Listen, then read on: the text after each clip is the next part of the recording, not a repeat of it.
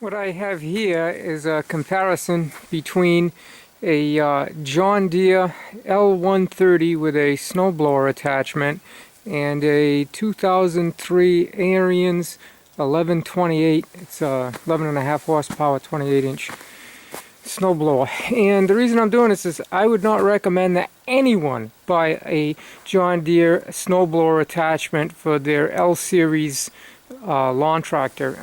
This L130 is a 2004, and I believe it's the largest of the L series. It has a 23 horsepower Kohler engine, and it's pretty good for cutting the lawn. I had purchased the Ariens the year before I bought the John Deere, and I always kind of regretted that I hadn't bought the John Deere first, because I would have bought the snowblower attachment. So when I saw one come up on Craigslist for $900 with the cab and everything else, I thought, well, it's a great deal.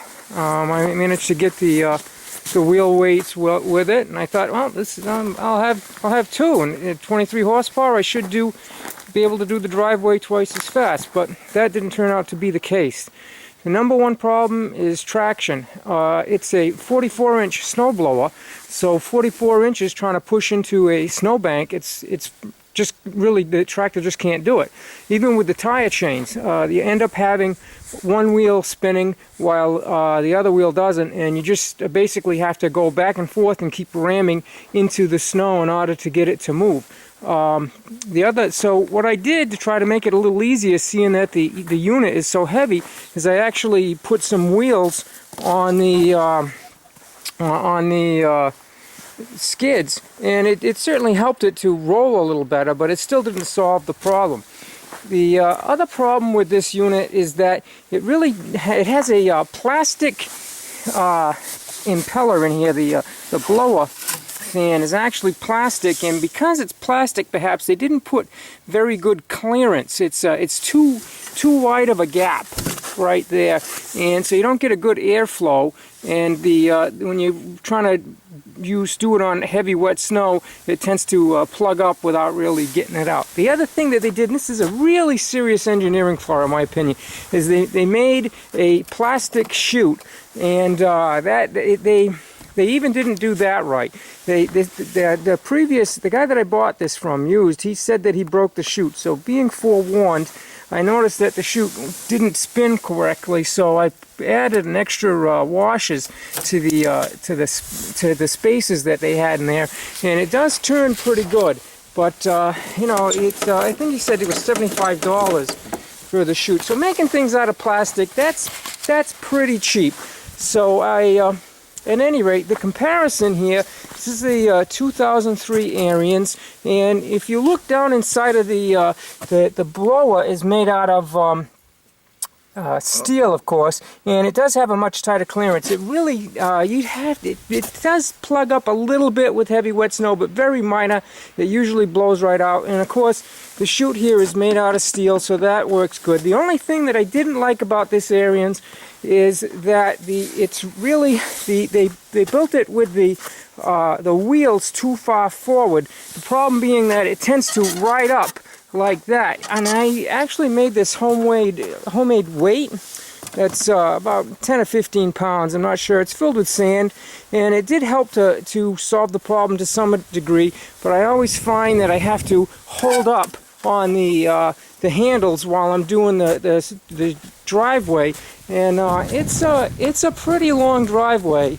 So as you can see, it can be rather painful after a while. I actually had to do this driveway with the Ariens. I tried to do it with the John Deere, but it just really couldn't do it. And the other problem with the John Deere in trying to steer around is that you're steering it with the front wheels, which don't steer very well on snow. So it tends to go in directions that you really don't want to go.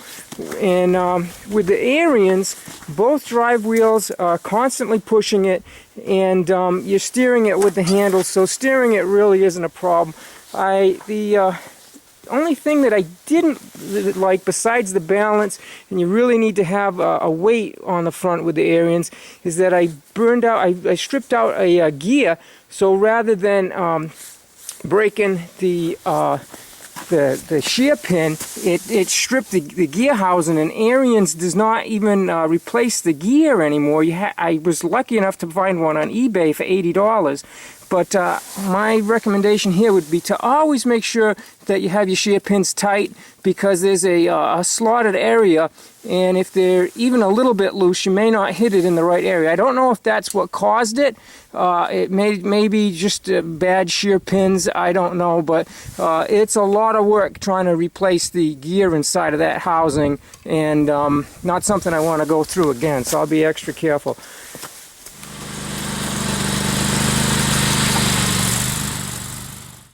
Behind that pile of snow, it's not as deep. I deliberately went for an area that wasn't as deep and that was flat, just so that I could actually do it with the John Deere, because it doesn't do too well on a hill.